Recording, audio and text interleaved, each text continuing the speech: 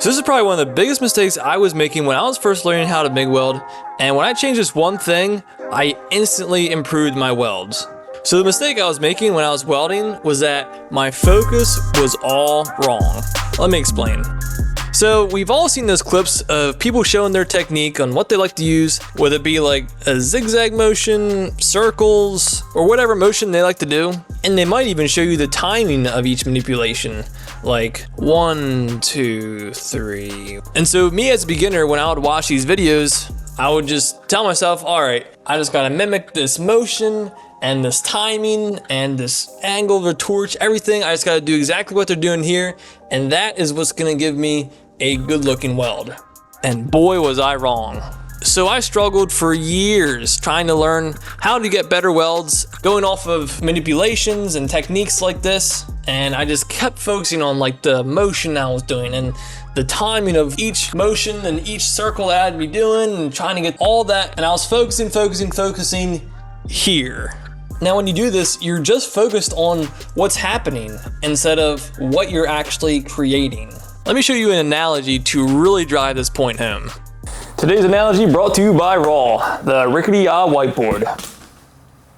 So with welding, it can kind of be like art in a way. So for example, let's say someone's trying to teach you how to make a smiley face.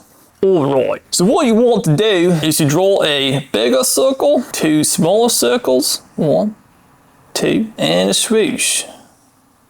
Gosh, I wish I had an accent. And so you're like, all right, let's try this out. Let's do this outer part. So that's like a circular motion. So we'll just concentrate on making a circular motion. All right, so we got that part. So now we gotta really focus on doing the eyes. So a little more circular motion for the eyes, and then maybe do another for the other eye.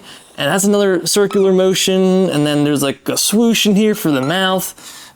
And then you're like, that does not look anything like a smiley face. And you think to yourself, well, maybe if I just make the first motion a little bit smaller and then the other ones a little bit bigger. So let's try that. We'll really focus right here.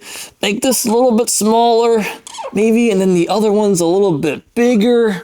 Those little motions there, we'll make those a little bigger, and then the swoosh, we'll go a little bit slower on that. Maybe that might make it a little bit better. So we go a little bit slower with that and be really cautious, focusing right here, making sure we're nice and consistent. Still not a smiley face, dang it. So I know this is kind of excessive, but this exact same thing happens when you're learning how to weld. You put all your effort and all your focus on the wrong part of this whole process. So what you gotta do is shift your focus from here to here.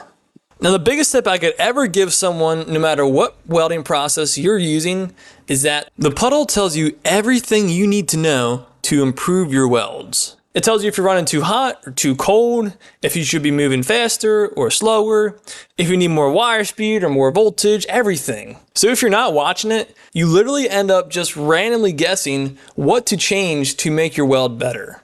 This is the key on how you go from randomly and haphazardly trying to get a good looking weld to creating exactly what you want.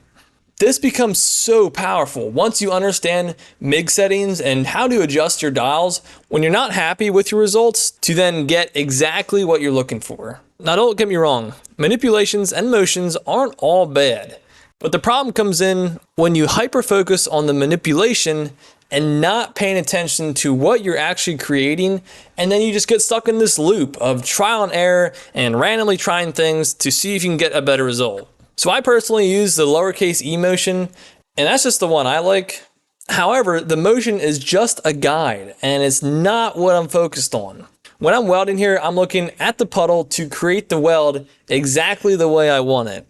So I'll be releasing a video soon going over how to read the weld puddle so you know exactly what to change to improve your welds. So make sure to stick around so you don't miss that video. So if you want to see exactly how I stack dimes and make slick welds, you can check out this video right here.